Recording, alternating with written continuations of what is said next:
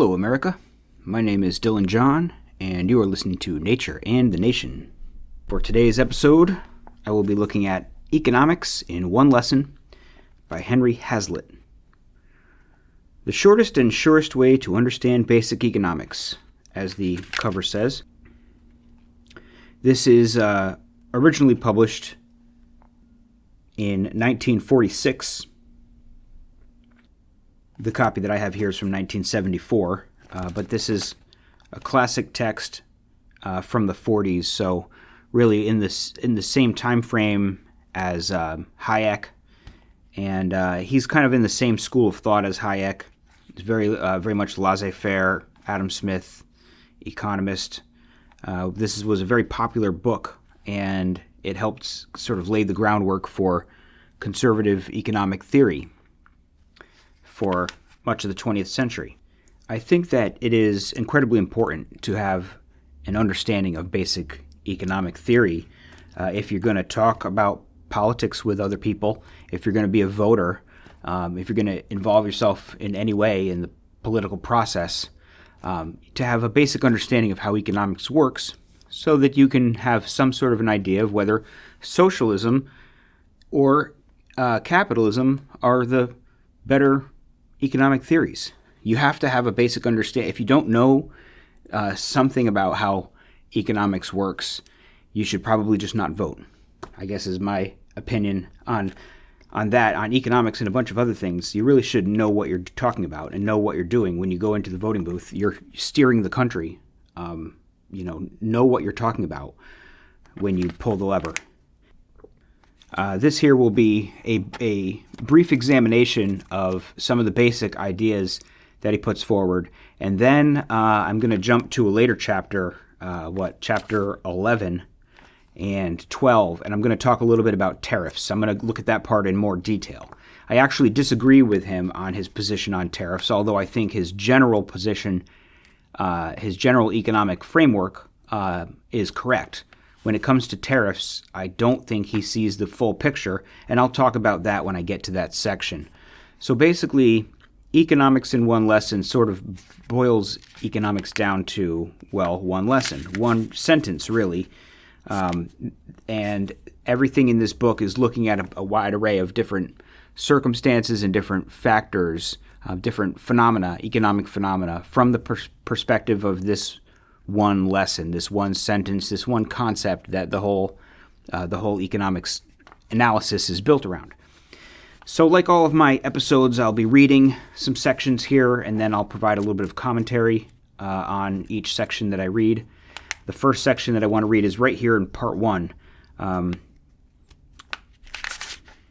going to just begin right from the beginning here, where he says, quote, "Economics is haunted by more fallacies than any other study known to man. This is no accident. The inherent difficulties of the subject would be great enough in any case, but they are multiplied 1,000-fold by a factor that is insignificant in, say, physics, mathematics, or medicine: the special pleading of selfish interests. While every group has certain economic interests identical with those of all groups, every group has also, as we shall see, interests antagonistic to those of all other groups. While certain public policies would in the long run benefit everybody, other policies would benefit one group only at the expense of all other groups. The group that would benefit by such policies, having such a direct interest in them, will argue for them plausibly and persistently. It will hire the best viable minds to devote their whole time to presenting its case. And it will finally either convince the general public that its case is sound, or so befuddle it that clear thinking on the subject becomes next to impossible. In addition to these endless pleadings of self-interest, there is a second main factor that spawns new economic fallacies every day. This is the persistent tendency of men to see only the immediate effects of a given policy, or its effects only on a special group, and to neglect to inquire what the long-run effects of that policy will be, not only on that special group, but on all groups. It is the fallacy of overlooking secondary consequences. In this lies almost the whole difference between good economics and bad. The bad economist sees only what immediately strikes the eye. The good economist also looks beyond. The bad economist sees only the direct consequences of a proposed course. The good economist looks also at the longer and indirect consequences. The bad economist sees only what the effect of a given policy has been or will be on one particular group. The good economist inquires also what the effect of the policy will be on all groups. The distinction may seem obvious. The precaution of looking for all the consequences of a given policy to everyone may seem elementary. Doesn't everybody know, in his personal life, that there are all sorts of indulgences delightful at the moment but disastrous in the end? Doesn't every little boy know that if he eats enough candy, he will get sick? Doesn't the fellow who gets drunk know that he will wake up the next morning with a ghastly stomach and a horrible head? Doesn't the dipsomaniac know that he is ruining his liver and shortening his life? Doesn't the Don Juan know that he is letting himself in for every sort of risk, from blackmail to disease? Finally, to bring it to the economic, though still personal realm, do not the idler and the spendthrift know, even in the midst of their glorious fling, that they are heading for a future of debt and poverty? Yet when we enter the field of public economics, these elementary truths are ignored.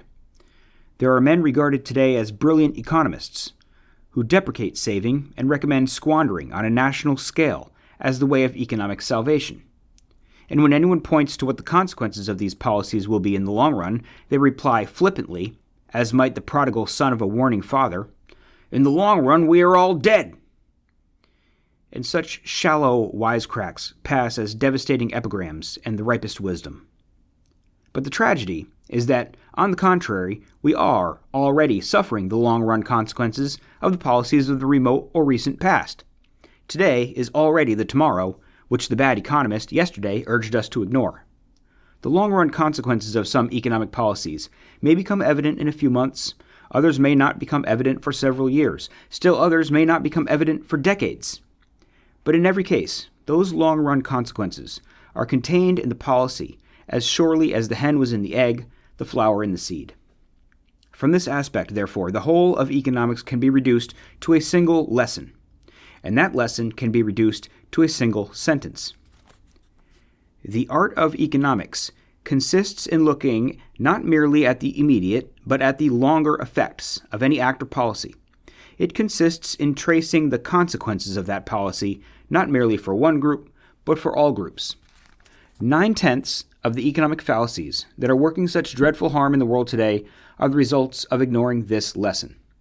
Those fallacies all stem from one of two central fallacies, or both, that of looking only at the immediate consequences of an act or proposal, and that of looking at the consequences only for a particular group to the neglect of other groups.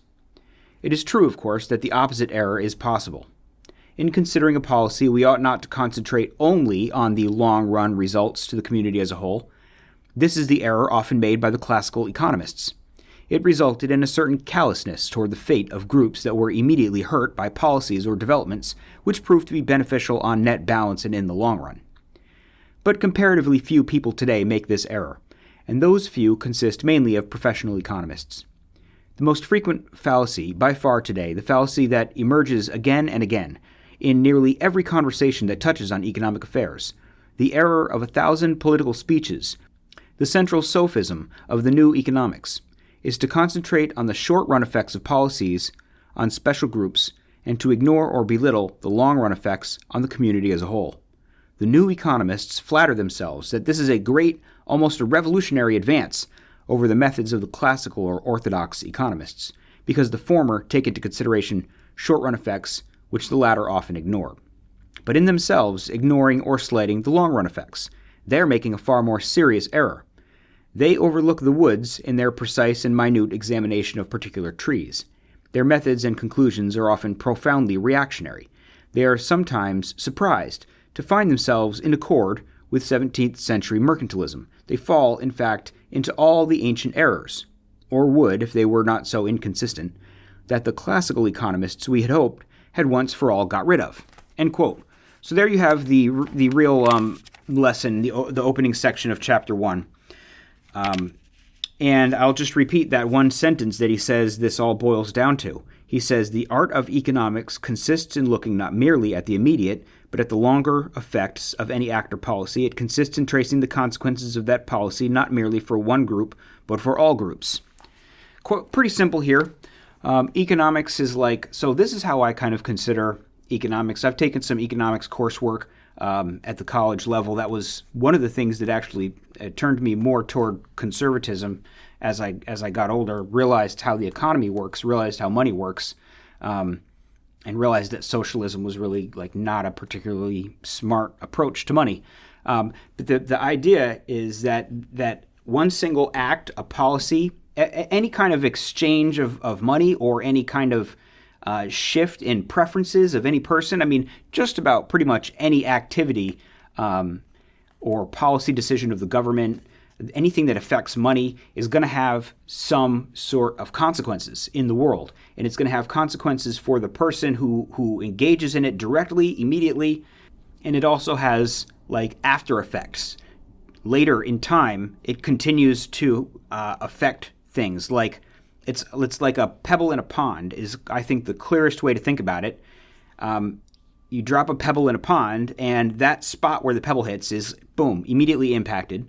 But, well, let's say it's a stone rather than a pebble, a larger stone where you can actually visually see the ripple effect that's formed when the stone hits the water, the immediate splash, then the ripple that goes outward and goes outward and goes outward. And if you imagine a perfectly still pond or pool of water with a stone dropped in it, the ripple will go all the way out to the edges of the pond. But, the effect that it has, like at the spot where the stone hits, and then what the effect looks like 1 foot away from where the stone hits, and then what the effect looks like at the perimeter of the pond or the pool is different. At every stage, it's sort of different. So it affects different areas differently, and it affects different areas at different points of time. And the economy is like that. So there's an impact on when you do something that's like affects your money supply, and it affects the money supply of the store where you bought something. There's like a direct impact on your financial situation as a result of the transaction.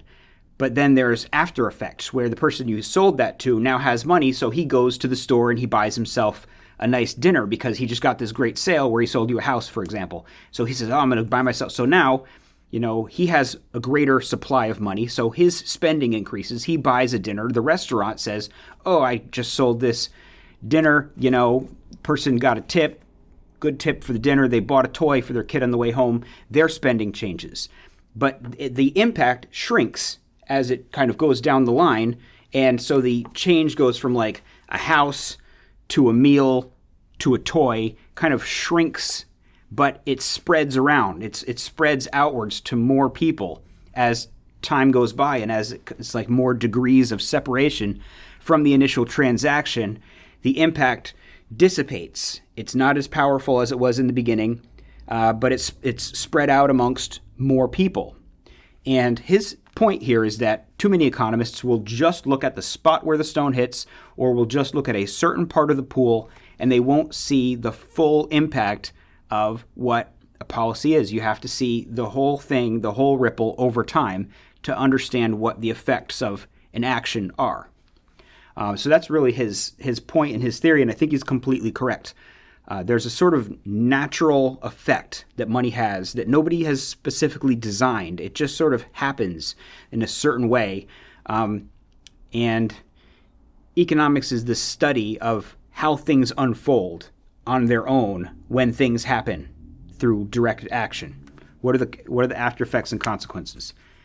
That really is the study of economics. So moving to the next section, I want to read a little bit from Chapter 2 about the broken window. And this is a pretty well-known section here, a pretty well-known concept. I guess he uses a little bit from Bastiat, who is a philosopher/economist from the 18th century. I haven't read Bastiat, so I don't know if it's the exact same scenario, but he gives credit to Bastiat for this section. Anyway, here he says, quote, "A young hoodlum, say, heaves a brick through the window of a baker's shop. The shopkeeper runs out furious, but the boy is gone. A crowd gathers and begins to stare with quiet satisfaction at the gaping hole in the window and the shattered glass all over the bread and pies. After a while, the crowd feels the need for philosophic reflection, and several of its members are almost certain to remind each other or the baker that, after all, the misfortune has its bright side. It will make business for some glazier. As they begin to think of this, they will elaborate upon it. How much does a new plate glass window cost? $100? That will be quite a sum. After all, if the windows had never been broken, what would happen to the glass business? Then, of course, the thing is endless. The glazier will have $100 more to spend with other merchants, and these in turn will have $100 more to spend with still other merchants, and so ad infinitum. The smashed window will go on providing money and employment in ever-widening circles. The logical conclusion from all this would be, if the crowd drew it, that the little hoodlum who threw the brick, far from being a public menace, was a public benefactor. Now, let us take another look. The crowd is at least right in its first conclusion. The little act of vandalism will, in the first instance, mean more business for some glazier. The glazier will be no more unhappy to learn of the incident than an undertaker to learn of a death. But the shopkeeper will be out $100 that he was planning to spend for a new suit. Because he has to replace a window, he will have to go without the suit, or some equivalent need or luxury. Instead of having a window and $100, he now merely has a window. Or, as he was planning to buy the suit that very afternoon, instead of having both a window and a suit, he must be content with the window and no suit. If we think of him as part of the community has lost a new suit that might otherwise have come into being and is just that much poorer. The glazier's gain of business, in short, is merely the tailor's loss of business. No new employment has been added. The people in the crowd were thinking only of two parties to the transaction, the baker and the glazier. They had forgotten the potential third party involved, the tailor. They forgot him precisely because he will not now enter the scene. They will see the new window in the next day or two. They will never see the extra suit, precisely because it will never be made. They see only what is immediately visible to the eye." End quote. So I love that section because it really goes into a little more detail here. So you see the concept of like the ripple effect where, oh, he has to go buy, the new glass for the window. So he's going to spend $100. That's economic activity. The glazier gets $100. He's happy. He's made a transaction. He spends the money and so on and so forth. And there's all this economic activity that's generated. And he says, if this was the whole story, then the kid who threw the brick should be given a medal for generating economic activity. But that's not the whole story, obviously, because the baker has to spend $100 on the new window. And he would have bought a suit, but he can't now. So there's more to the ripple than just what meets the eye. There's other things going on that take a closer look. There's an opportunity cost, if you will, of having to get the window that the suit doesn't get bought. So every multiplier effect of the glass maker spends money, and then he spends money and so on, and repeated down in multiplicity to infinity. So likewise, the tailor doesn't have the $100. He forgoes the special gift that he was going to buy for his wife on the way home, and so on and so forth. There's a negative ripple effect in the loss of money. So then you would say, okay, well, if the $100 for the glazier is the same as the $100 for the tailor, then the two sort of cancel each other out and there's no impact at all. Obviously, that's not true. So you might think that, well, on the one hand, the glazier gets a transaction. On the other hand, the tailor gets the transaction, but they're not entirely equal because the baker still loses out, right? I mean, had it not happened, he'd have a window and a suit, but because it happened, he only has the window. He doesn't have the suit. So his wealth obviously goes down by the cost of the window he has to replace. So it's not even, obviously just a wash. There's a net loss in value from the smashed window, which is just common sense, but the author here likes to sort of start with this common sense and then build on that a little bit. Like once you accept this basic common sense premise, then you can sort of see in more detail other economic scenarios, dig a little bit, and uncover the common sense in those. So I want to jump to the next section where he talks about public spending and taxation, where he says, quote, "Everything we get outside of the free gifts of nature must in some way be paid for.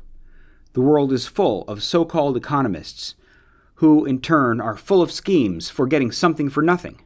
They tell us that the government can spend and spend without taxing at all, that it can continue to pile up debt without ever paying it off, because we owe it to ourselves. We shall return to such extraordinary doctrines at a later point. Here I am afraid that we shall have to be dogmatic, and point out that such pleasant dreams in the past have always been shattered by national insolvency or a runaway inflation. Here we shall have to say simply that all government expenditures must eventually be paid out of the proceeds of taxation, that to put off the evil day merely increases the problem, and that inflation itself is merely a form, and a particularly vicious form, of taxation. Having put aside for later consideration the network of fallacies which rest on chronic government borrowing and inflation, we shall take it for granted throughout the present chapter that either immediately or ultimately every dollar of government spending must be raised through a dollar of taxation. Once we look at the matter in this way, the supposed miracles of government spending will appear in another light. A certain amount of public spending is necessary to perform essential government functions. A certain amount of public works, of streets and roads and bridges and tunnels, of armories and navy yards, of buildings to house legislatures, police and fire departments, is necessary to supply essential public services. With such public works, necessary for their own sake and defended on that ground alone, I am not here concerned. I am here concerned with public works considered as a means of providing employment, or of adding wealth to the community that it would not otherwise have had. A bridge is built. If it is built to meet an insistent public demand, if it solves a traffic problem or a transportation problem otherwise insoluble, if, in short, it is even more necessary to the taxpayers collectively than the things for which they would have individually spent their money, if it had not been taxed away from them, there could be no objection. But a bridge built primarily to provide employment is a different kind of bridge. When providing employment becomes the end, need becomes a subordinate consideration. Projects have to be invented. Instead of thinking only where bridges must be built, the government spenders begin to ask themselves where bridges can be built. Can they think of plausible reasons why an additional bridge should connect Easton and Weston? It soon becomes absolutely essential. Those who doubt the necessity are dismissed as obstructionists and reactionaries. Two arguments are put forward for the bridge, one of which is mainly heard before it is built, the other of which is mainly heard after it has been completed. The first argument is that it will provide employment. It will provide, say, 500 jobs for a year. The implication is that these are jobs that would not otherwise have come into existence. This is what is immediately seen, but if we have trained ourselves to look beyond immediate to secondary consequences, and look beyond those who are directly benefited by a government project to others who are indirectly affected, a different picture presents itself. It is true that a particular group of bridge workers may receive more employment than otherwise, but the bridge had to be paid for out of taxes. For every dollar that is spent on the bridge, a dollar will be taken away from taxpayers. If the bridge costs $1 million, the taxpayers will lose $1 million. They will have that much taken away from them which they would otherwise have spent on the things they needed most. Therefore, for every public job created by the bridge project, a private job has been destroyed somewhere else. We can see the men employed on the bridge, we can watch them at work. The employment argument of the government spenders becomes vivid, and probably for most people convincing. But there are other things that we do not see, because, alas, they have never been permitted to come into existence. They are the jobs destroyed by the $1 million taken from the taxpayers. All that has happened, at best, is that there has been a diversion of jobs because of the project. More bridge builders, fewer automobile workers, television technicians, clothing workers, and farmers. But then we come to the second argument. The bridge exists. It is, let us suppose, a beautiful and not an ugly bridge. It has come into being through the magic of government spending. Where would it have been if the obstructionists and the reactionaries had had their way? There would have been no bridge. The country would have been just that much poorer. Here again the government spenders have the better of the argument with all those who cannot see beyond the immediate range of their physical eyes. They can see the bridge. But if they have taught themselves to look for indirect as well as direct consequences, they can once more see in the eyes of imagination the possibilities that have never been allowed to come into existence. They can see the unbuilt homes, the unmade cars and washing machines, the unmade dresses and coats, perhaps the unsold and ungrown foodstuffs. To see these uncreated things requires a kind of imagination that not many people have. We can think of these non-existent objects once, perhaps, but we cannot keep them before our minds, as we can the bridge that we pass every working day. What has happened is merely that one thing has been created instead of others." End quote. So that's pretty straightforward there, talking about a bridge that didn't really need to get made, but was a project that was supposed to create jobs for bridge builders. And we see this sort of thing in government all the time, these sort of stimulus bills that are going to create jobs, these new projects, shovel-ready projects. The government's going to dole out money to get all these people back to work on this or that construction project. And he lays it out pretty clearly here that everything that the government builds comes at the expense of something that otherwise would have been built by people spending their money in other ways than taxes. Now, as he says in the very beginning of this section, this whole argument is based on the idea that every government dollar has to come from somewhere, and it comes from taxes, and it's not created out of thin air. And deferring the payment, deferring the taxes, if you're going to build the bridge now, but you're not going to raise taxes to pay for the bridge, you're going to instead borrow money to pay for the bridge, it's just deferring the taxes to some future point. That instead of we build the bridge, we pay for the bridge, it's even worse because we build the bridge and some future generation is going to have to pay for the bridge who didn't themselves decide to build it. They're just saddled with the debt of our decisions, which is even worse, really, but it's sort of hiding the taxation in order to make it look good. And frankly, anybody who falls for that is not looking very clearly at how money works. And so those were the sections that I wanted to talk about in the beginning of the book. And now I'm going to jump to chapter 11, and I want to talk about tariffs. And this is where I think that he is wrong. This is a rather long section. I want to go into detail, point by point, through his discussion of tariffs.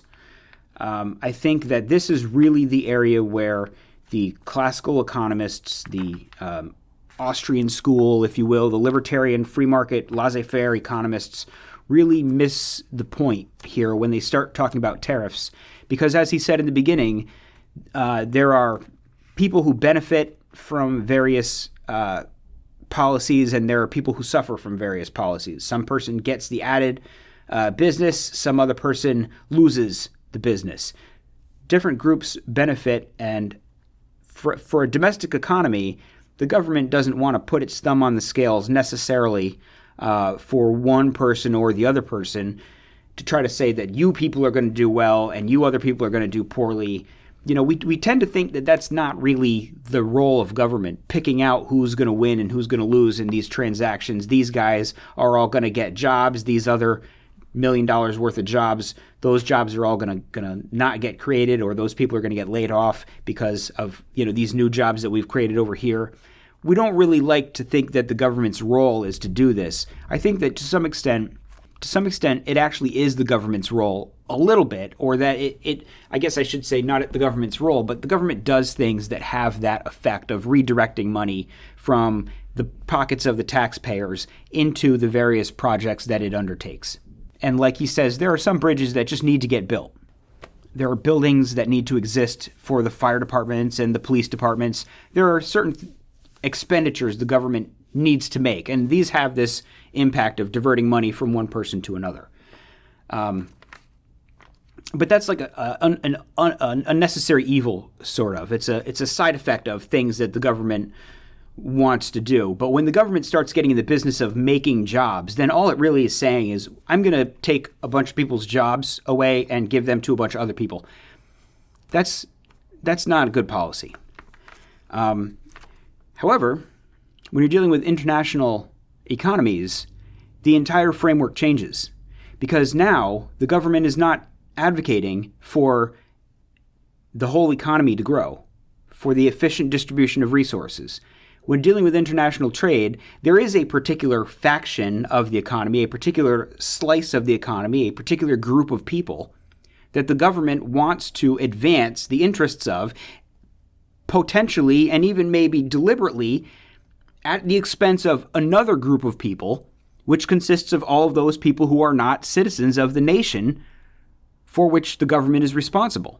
So the American government has an obligation to favor the American citizens over the citizens of foreign nations when it comes to the international economy. The sort of tools that would encourage the government to take a more hands-off approach and let people spend their money the way they see fit in order to reach like the best level of efficiency and the strongest economy. Like those tools don't apply in the same way on the international scale. I mean, for if there was one world government, of course they would apply, but the individual governments each has an incentive to benefit its own faction. So that's the area where a lot of economists just don't seem to recognize that reality of the existence and importance of the nation state when setting government policy. So anyway, let me get in here and start talking about tariffs, and this is what he has to say. He says, quote, "Since the wealth of nations appeared nearly 2 centuries ago, the case for free trade has been stated thousands of times, but perhaps never with more direct simplicity and force than it was stated in that volume. In general, Smith rested his case on one fundamental proposition. In every country, it always is and must be the interest of the great body of the people to buy whatever they want of those who sell it cheapest. The proposition is so very manifest," Smith continued, "that it seems ridiculous to take any pains to prove it, nor could it ever have been called into question had not the interested sophistry of merchants and manufacturers confounded the common sense of mankind. From another point of view, free trade was considered as one aspect of the specialization of labor. It is the maxim of every prudent master of a family, never to attempt to make at home what it will cost him more to make than to buy. The tailor does not attempt to make his own shoes, but buys them of the shoemaker. The shoemaker does not attempt to make his own clothes, but employs a tailor. The farmer attempts to make neither the one nor the other, but employs those different artificers. All of them find it for their interest to employ their whole industry in a way which they have some advantage over their neighbors, and to purchase with a part of its produce, or what is the same thing with the price of a part of it, whatever else they have occasion for. What is prudence in the conduct of every private family can scarce be folly in that of a great kingdom. But whatever led people to suppose that what was prudence in the conduct of every private family could be folly in that of a great kingdom? It was a whole network of fallacies, out of which mankind has still been unable to cut its way. And the chief of them was the central fallacy with which this book is concerned. It was that of considering merely the immediate effects of a tariff on special groups and neglecting its long-run effects on the whole community." End quote. So there you have the beginning, the opening section of his comments on tariffs, and he cites Adam Smith, and he cites a few statements of Adam Smith, and we have seen these previously in the last book. The first principle that he states, as if it is a fundamental truth and self-evident, in every country it always is and must be the interest of the great body of people to buy whatever they want of those who sell it cheapest. I think Pat Buchanan talked about that one, and it's a challenge. It's sort of a challenging one to refute, but it looks at everything essentially from the consumer's perspective. You want to buy things where you can buy them cheapest. So if you can buy labor cheapest overseas, then that's where you should buy it. If you can buy products cheapest by importing them, then that's what you should do. Whatever is best for the consumer with no regard for the person as a producer. And production comes before consumption. So the first thing must remain that the productive capacities of the nation can't be completely obliterated in pursuit of cheap consumer goods, especially cheap trinkets, cheap entertainment from overseas at the expense of our manufacturing capacities, at the expense of our productive capacities. There are other things in a nation's purchasing patterns or in a nation's policies that are more important than just cheap consumer goods. that must be the case. And so I think that's it's not as self-evident as he takes it to be. But then he talks about how it's an aspect of the specialization of labor, how in families or in a domestic economy, a tailor makes clothes. He doesn't try to grow his own food. He doesn't try to make his own shoes. He makes clothes. He buys his shoes from the shoemaker. He buys his food from the farmer. The shoemaker doesn't try to make his own clothes. The farmer doesn't try to make his own shoes or clothes. They each specialize in one particular thing, and then they trade with one another in order to get all the things that they need. And this is more efficient than the farmer, who also tries to make his own shoes and also tries to make his own clothes. And each person does that same thing, where each person tries to do all of the things that needs being done for himself. It becomes highly inefficient. There's an efficiency in specialization. The farmer has the tools he needs to grow food well and the expertise to grow food well. And he doesn't concern himself with having a shoemaking workshop that is fully stocked. He doesn't concern himself with spending time learning how to make good shoes, and so on and so forth. The efficiency is sort of obvious in the division of labor.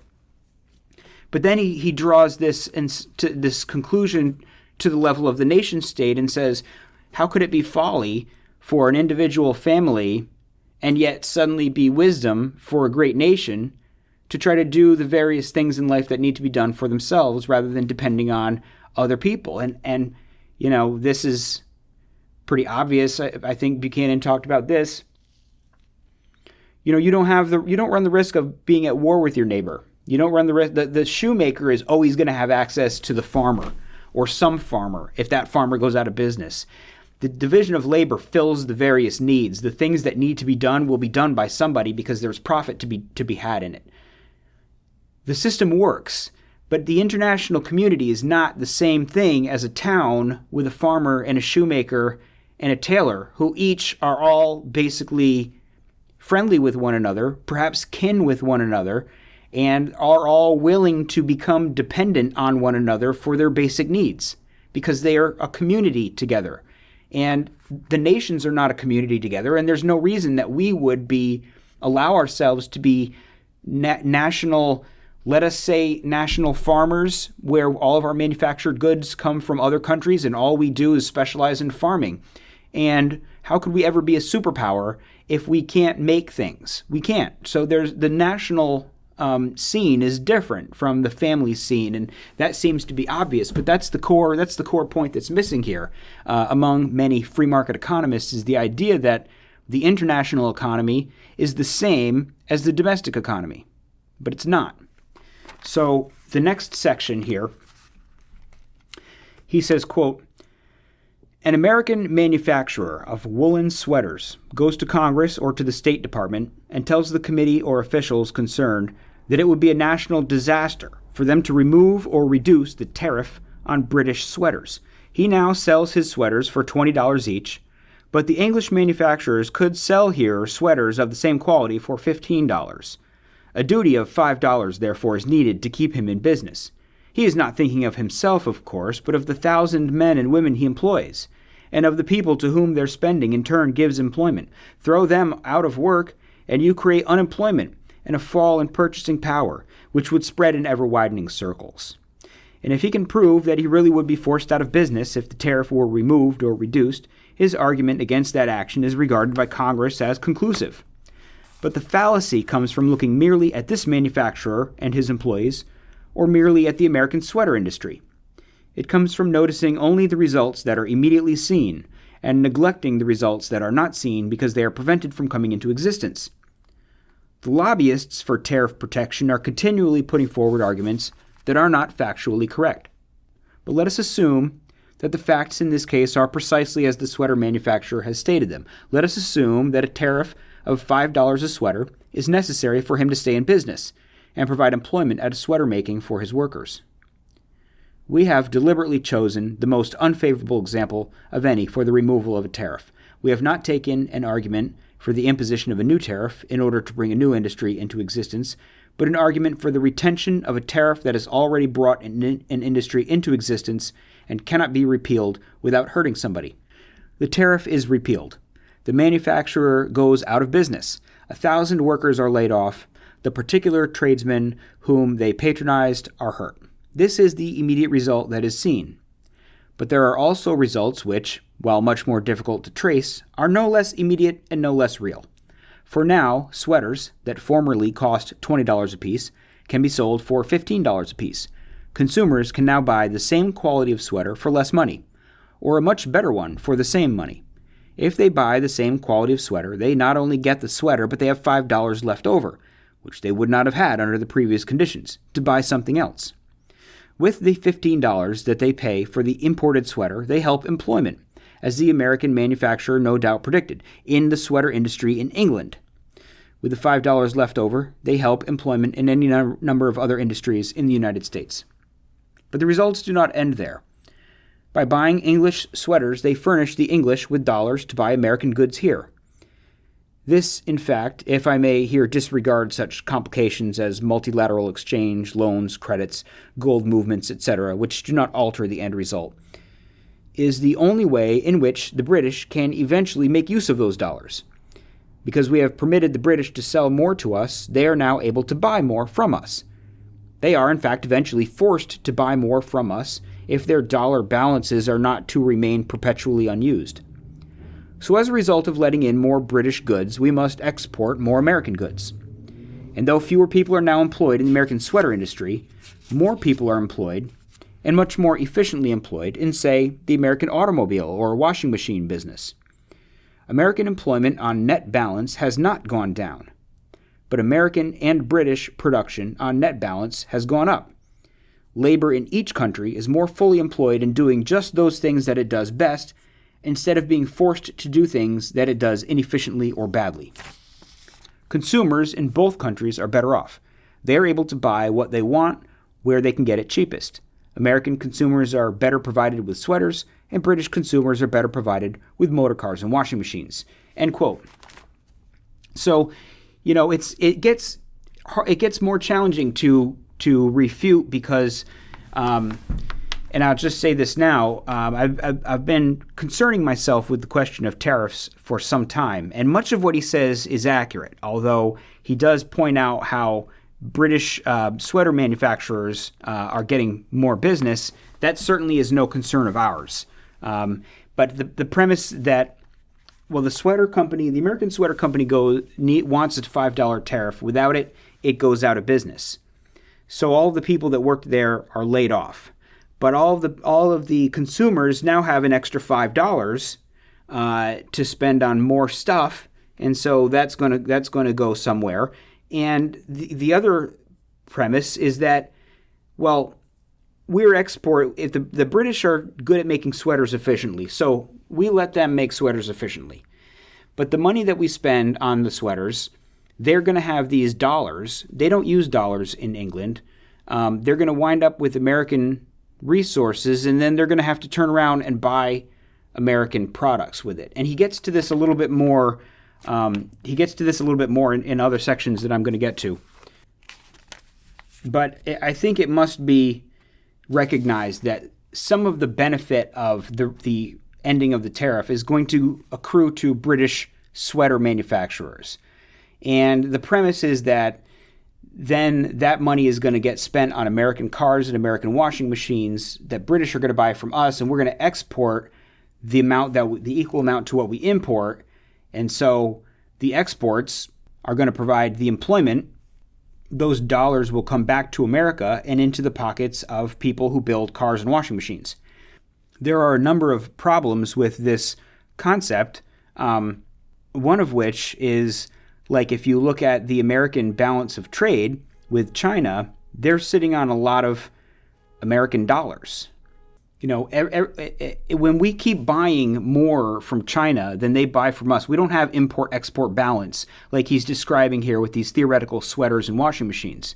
We're not buying stuff from China, then they're using that money that we gave them for the stuff and then turning around giving that money back to us again in exchange for our exports. That sort of reciprocal balance of trade is not happening. With a balance of trade, this premise makes sense. Absent the balance of trade, it doesn't entirely make sense. This is definitely going to require more study. I think there are some concepts like the supply and demand curves. This author never gets into really the details of how supply and demand curves work and interact with one another. He alludes to it, but because this is intended to be sort of like an introductory entry to economic thinking, he just sort of like vaguely sort of alludes to shifting supply and demand for various products. But it's important, I think, to look more closely at the interaction of supply and demand curves, the elasticity of demand, and take a closer look at this. I'm not going to be able to completely examine the tariff issue in its entirety by reading this book and trying to refute some of his points. I've got more books coming up in store that are going to dive more deeply into this. But for now, let's just say that, number one, the impact on the other countries can't be regarded as some sort of net benefit out of the whole free trade. The benefit to other countries is irrelevant, if not potentially a negative for our country. So that sort of aspect of the equation has to be disregarded. Anyway, let me keep moving along here because there's more stuff I want to read. He says, quote, "Now let us look at the matter the other way round and see the effect of imposing a tariff in the first place. Suppose that there had been no tariff on foreign knit goods, that Americans were accustomed to buying foreign sweaters without duty, and that the argument were then put forward that we could bring a sweater industry into existence by imposing a duty on $5 on sweaters. There would be nothing logically wrong with this argument so far as it went. The cost of British sweaters to the American consumer might thereby be forced so high that American manufacturers would find it profitable to enter the sweater business. But American consumers would be forced to subsidize this industry. On every American sweater they bought, they would be forced, in effect, to pay a tax of $5, which would be collected from them in a higher price by the new sweater industry. Americans would be employed in a sweater industry who had not previously been employed in a sweater industry. That much is true. But there would be no net addition to the country's industry or the country's employment. Because the American consumer had to spend $5 more for the same quality of sweater, he would have just that much left over to buy anything else.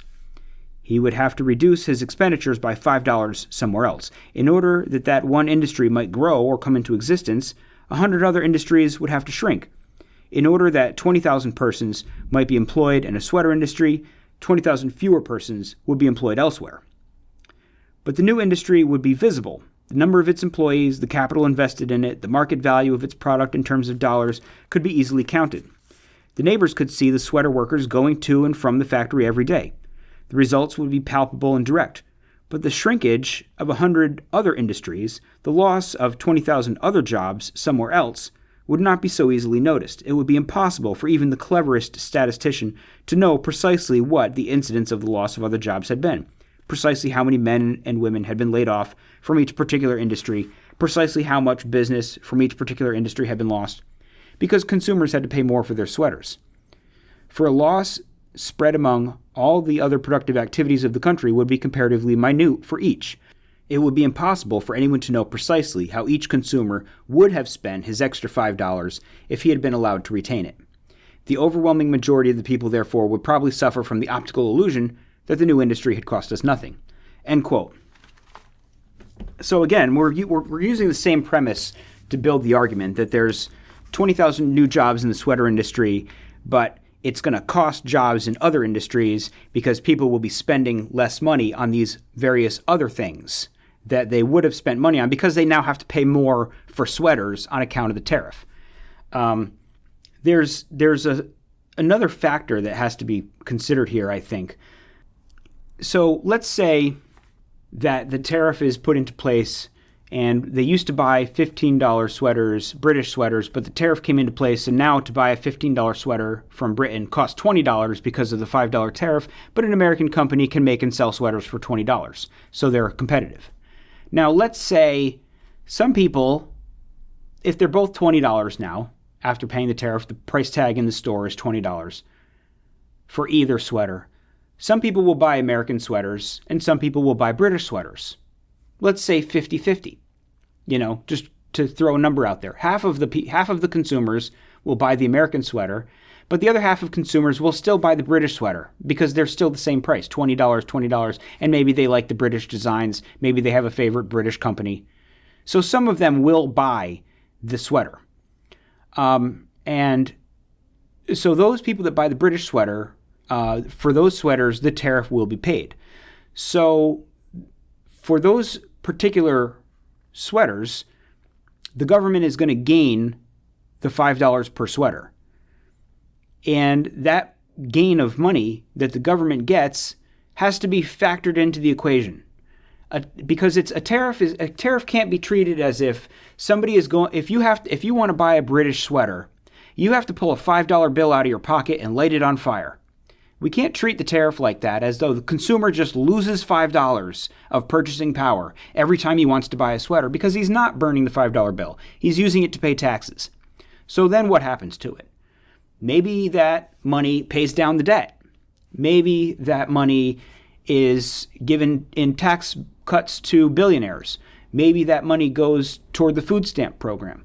Who knows what happens to that money? And how you're going to track the impact of that gets kind of complicated. And so it seems to me that if you are analyzing tariff policy for itself, you want to cut the government spending decisions out of the equation to most clearly isolate the simple tariff question. So the best way to approach it, I believe, would be to say that if the government is going to gain some amount of money from the tariff, it would then lower the taxes of the general population by an equal amount, so that the government neither gains more funds nor loses funds, but the total revenue of the government stays the same, the total expenditure pattern of the government stays the same, and that the income brought in by the tariff would hypothetically be spread out in the most even way conceivable, hypothetically perfectly even reduction in taxes for everybody else. So that has to be remembered. If the American sweaters weren't very good and everybody continued, or let's say bananas. Let's say there's a tariff on bananas. And let's say you can't grow bananas in the United States because you need a certain climate. So hypothetically, we put a tariff on bananas and everybody has to pay more for their bananas at the store. Everybody feels a little bit more poor because the price of bananas went up. But if you consider that the total amount of tariff revenue for those bananas was offset by a total reduction in taxes, income taxes, of an equal amount, then that would be the correct way to analyze the tariff, because the tax, the money gained through the tariff should be considered as this tax here as opposed to other taxes, because the government has to have money in some way. And for years and years and years, the United States federal government was funded with tariffs. And right around the time during the Wilson administration, when they were really cutting back the tariffs, was around the time when they implemented the income tax, the federal income tax. And what really happened was the government had to continue to get funded. So as the tariffs were cut drastically down, the income tax was brought in to replace it. That's how this needs to be understood, is that the question isn't, should we do a tariff or should we not do a tariff? The question really is, should we do an income tax or should we do a tariff or should we do some other kind of tax? That's how the question has to be understood, because that's really what's happening. The money's not going into a black hole. As much as it might feel like taxes are a black hole, it's not going into a black hole. It's either paying down today's debt, which is less taxes for someone in the future, or it's less taxes for someone today, or it's put out in some sort of payment to people that are going to turn around and spend it at the store. That's not to say that the way that you would spend your money and the way that the government would spend your money after they've taxed it from you is the same or is equally efficient. The government expenditure is equally as efficient as personal expenditure. Obviously, it's not, as we've talked about with the bridge. But it has to remain the case that it can't just be considered that the money is vanishing. So let me move to the next section. He says, quote, "It is important to notice that the new tariff on sweaters would not raise American wages. To be sure, it would enable Americans to work in the sweater industry at approximately at the average level of American wages for workers of their skill, instead of having to compete in that industry at the British level of wages.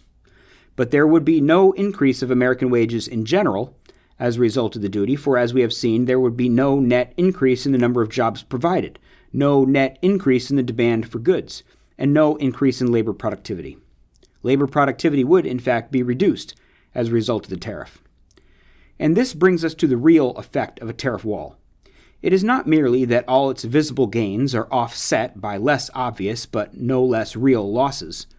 It results, in fact, in a net loss to the country, for contrary to centuries of interested propaganda and disinterested confusion, the tariff reduces the American level of wages. Let us observe more clearly how it does this. We have seen that the added amount which consumers pay for a tariff-protected article leaves them just that much less with which to buy all other articles. There is here no net gain to industry as a whole. But as a result of the artificial barrier erected against foreign goods, American labor, capital, and land are deflected from what they can do more efficiently to what they can do less efficiently. Therefore, as a result of the tariff wall, the average productivity of American labor and capital is reduced. If we look at it now from the consumer's point of view, we find that he can buy less with his money. Because he has to pay more for sweaters and other protected goods, he can buy less of everything else. The general purchasing power of his income has therefore been reduced. Whether the net effect of this tariff is to lower money wages or to raise money prices will depend upon the monetary policies that are followed. But what is clear is that the tariff, though it may increase wages above what they would have been in the protected industries, must, on balance, when all occupations are considered, reduce real wages. Only minds corrupted by generations of misleading propaganda can regard this conclusion as paradoxical. What other result could we expect from a policy of deliberately using our resources of capital and manpower in less efficient ways than we know how to use them? What other result could we expect from deliberately erecting artificial obstacles to trade and transportation? For the erection of tariff walls has the same effect as the erection of real walls. It is significant that the protectionists habitually use the language of warfare. They talk of repelling an invasion of foreign products. And the means they suggest in the fiscal field are like those of the battlefield. The tariff barriers that are put up to repel this invasion are like tank traps, trenches, and barbed wire entanglements created to repel or slow down attempted invasion by a foreign army. And just as the foreign army is compelled to employ more extensive means to surmount those obstacles, bigger tanks, mine detectors, engineer cord cut wires, ford streams, and build bridges, so more expensive and efficient transportation means must be developed to surmount tariff walls. On the one hand, we try to reduce the cost of transportation between England and America, or Canada and the United States, by developing faster and more efficient planes and ships, better roads and bridges, better locomotives and motor trucks. On the other hand, we offset this investment in efficient transportation by a tariff that makes it commercially even more difficult to transport goods than it was before. We make it $1 cheaper to ship the sweaters and then increase the tariff by $2 to prevent the sweaters from being shipped. By reducing the freight that can be profitably carried, we reduce the value of the investment in transport efficiency." End quote. So again, he talks pretty regularly about how, some protected industries, he says, what is clear is that the tariff, though it may increase wages above what they would have been in the protected industries, must, on balance, when all occupations are considered, reduce real wages. So he recognizes that the tariff can benefit some particular, faction within society. It can raise the wages of this particular industry, but that's going to come at the cost of the wages of all the other industries. But what would happen if you had a tariff on everything, on all imported goods? I don't know. I think that this requires a deeper analysis.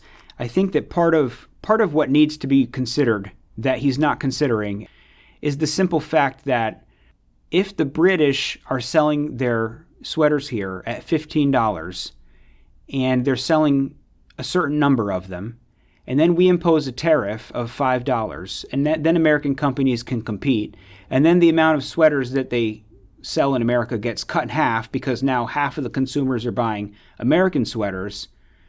So the demand for British sweaters has just dropped significantly. So what are the British manufacturers going to do as a result of that? With a shift in the demand curve from American consumers on account of American policy, at the same price level, the demand has dropped dramatically. There's a shift in the demand curve. And that shift in the demand curve is going to cause itself an alteration of the price. From the $15 plus $5 tariff, it's going to change. And they're going to start selling their sweaters for $14. And then with a $5 tariff to bring it to $19, because they still want to maintain some amount of their market share. Shifts in the demand curve that come about as a result of this policy shift and change the decisions of foreign manufacturers. And that itself relates to the elasticity of demand, how willing they are to alter their prices in response. So that's something that should be considered, and that's not considered in this book on that point. But right now, let me just jump to the next section. There's a little bit more here on tariffs. I'm just going to cut it off right there because there's a little bit where he talks about exports, and this kind of ties back to what I was saying before about the trade imbalance, where he says, quote, "Exceeded only by the pathological dread of imports that affects all nations is a pathological yearning for exports. Logically, it is true, nothing could be more inconsistent. In the long run, imports and exports must equal each other, considering both in the broadest sense, which includes invisible items as tourist expenditures and ocean freight charges. It is exports that pay for imports, and vice versa. The greater exports we have, the greater imports we must have if we ever expect to get paid. The smaller imports we have, the smaller exports we can have. Without imports, we can have no exports, for foreigners will have no funds with which to buy our goods. When we decide to cut down our imports, we are in effect deciding also to cut down our exports. When we decide to increase our exports, we are in effect deciding also to increase our imports. The reason for this is elementary. An American exporter sells his goods to a British importer and is paid in British pound sterling, but he cannot use British pounds to pay the wages of his workers, to buy his wife's clothes, or to buy theater tickets. For all these purposes, he needs American dollars. Therefore, his British pounds are of no use to him unless he either uses them himself to buy British goods or sells them to some American importer who wishes to use them to buy British goods. Whichever he does, the transaction cannot be completed until the American exports have been paid for by an equal amount of imports. The same situation would exist if the transaction had been conducted in terms of American dollars instead of British pounds. The British exporter could not pay the American exporter in dollars unless some previous British exporter had built up a credit in dollars here as a result of some previous sale to us. Foreign exchange, in short, is a clearing transaction in which, in America, the dollar debts of foreigners are canceled against their dollar credits. In England, the pound sterling debts of foreigners are canceled against their sterling credits. There is no reason to go into the technical details of all this, which can be found in any good textbook on foreign exchange, but it should be pointed out that there is nothing inherently mysterious about it, in spite of the mystery in which it is so often wrapped, and that it does not differ essentially from what happens in domestic trade. Each of us must also sell something, even if for most of us it is our own services rather than goods, in order to get the purchasing power to buy. Domestic trade is also conducted in the main by crossing off checks and other claims against each other through clearinghouses. It is true that under an international gold standard, discrepancies in balances of import and exports are sometimes settled by shipments of gold, but they could just as well be settled by shipments of cotton, steel, whiskey, perfume, or any other commodity. The chief difference is that the demand for gold is almost indefinitely expansible. partly because it is thought of and accepted as a residual international money rather than as just another commodity, and that nations do not put artificial obstacles in the way of receiving gold, as they do in the way of receiving almost everything else. On the other hand, of late years, they have taken to putting more obstacles in the way of exporting gold than in the way of exporting anything else, but that is another story. Now, the same people who can be clear-headed and sensible when the subject is one of domestic trade can be incredibly emotional and muddle-headed when it becomes one of foreign trade. In the latter field, they can seriously advocate or acquiesce in principles which they would think it insane to apply in domestic business. A typical example is the belief that the government should make huge loans to foreign countries for the sake of increasing our exports, regardless of whether or not these loans are likely to be repaid. End quote. So I'm not going to go into detail. He talks some more about the premise of loaning foreign countries money so that they can then turn around and buy American goods. But I think that there are some problems here. I mean, in theory, like, okay, we export goods. I make widgets. I sell widgets to China. China gives me Chinese yen for these widgets. Then I use this yen to buy some Chinese knickknacks. They got their widget. I got my knickknack, both in the value of $10, and everybody goes home happy. But it clearly doesn't always entirely work that way. We have been importing things from China for many years without exporting them an awful lot of stuff. We export some stuff, but there's a trade imbalance. We export less than we import. And so as we keep importing things from China, we keep giving them dollars. We give them dollars for the knickknacks that we get. We get knickknacks. Much of the things we get from overseas are consumable or not necessarily long-term goods, consumer electronics or whatever, that don't have, indefinitely long lifespans. Anyway, we get stuff from them, but we haven't given them anything in exchange for it. So if you think about it in terms of like everything that we get from China, we're going to have to ultimately give them something in exchange for that, because we're getting the things, we're giving them dollars. They're sitting on the dollars. At some point, they're going to want to give the dollars back to us and get stuff. That's the theory, so that the imports and exports ultimately, in the long run, balance each other out. That's what he's saying here. And as we have this sort of long-term imbalance of trade, Chinese continue to accumulate dollars, right? Because they're not clearing each other. So the Chinese get more and more. What are they going to do with those dollars? They don't have any use for them. They don't want anything that we're selling. Otherwise, they'd be importing it. So what do they do with those dollars? Well, they buy treasury bonds. What is that? That's financing American debt. So they use these in order for they use these to give this back to us, and we don't give them anything in return but a treasury bond. Well, the treasury bond is just an IOU saying at some future date, we're going to give them dollars plus interest. But then that still remains unusable to them, as unusable as a treasury bond. It's just pieces of paper with George Washington's face on it. It only really matters when they can give it back to us and get something tangible that we have created. So it's sort of like an IOU. Everything that they give to us now, we give them essentially an IOU, a piece of paper that says at some future date, we're going to make stuff and give it to you. We're going to make widgets and give them to you in exchange for all the knickknacks that you've been giving us over all these years. People don't really understand that like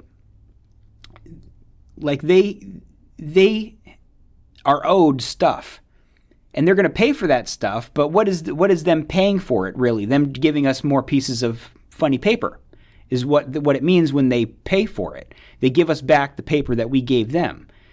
And that just means more money. That just means an increase in the money supply. That's not wealth. We're not gaining in wealth when they give us back those pieces of paper that we gave them, which are more or less IOUs.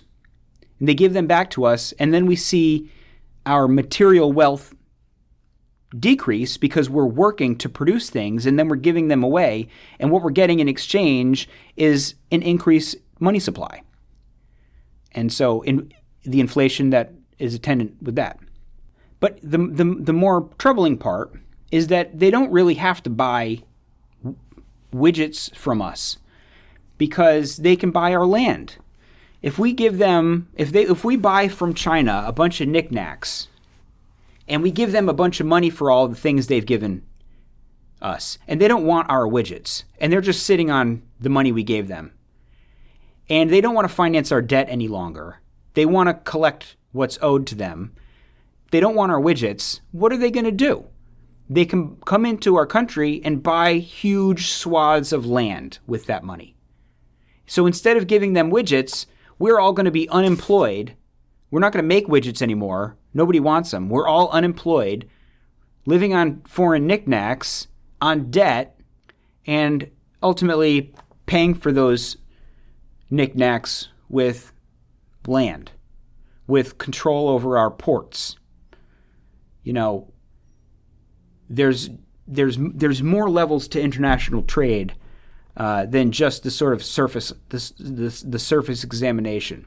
So while I think Henry Hazlitt is correct on an awful lot in this book, I think his treatment of international trade makes the same mistakes of not adequately considering national security implications and not adequately considering alterations in the elasticity of demand.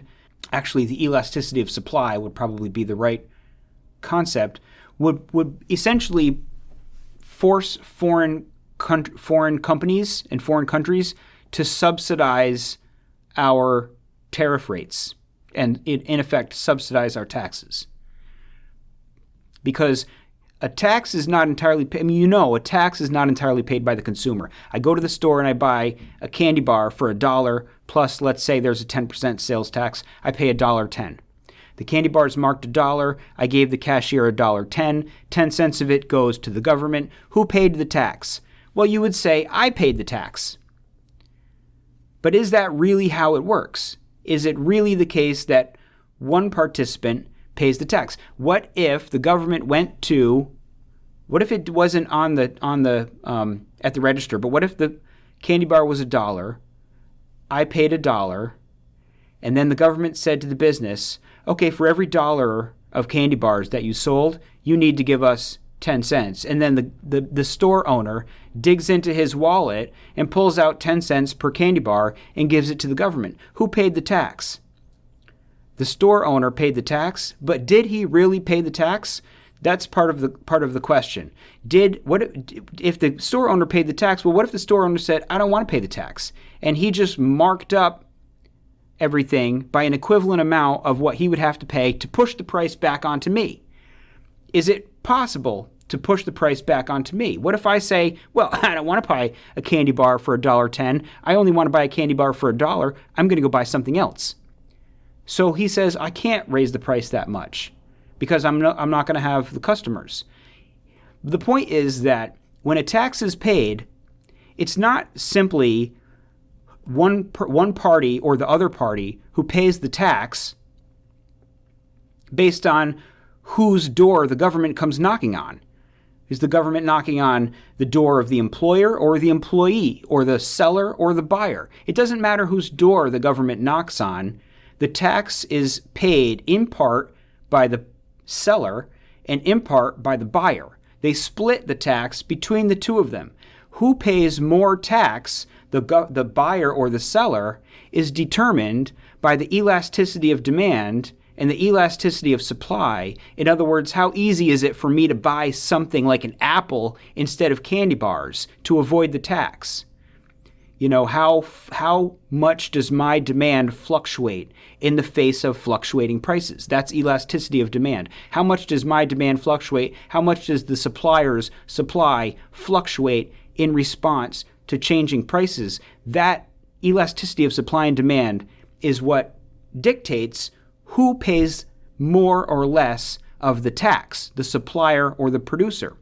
So when you have a tariff in place, you're taxing foreign producers, and some amount of that tax burden falls on the foreign producers because of the elasticity of price and demand, elasticity of supply and demand.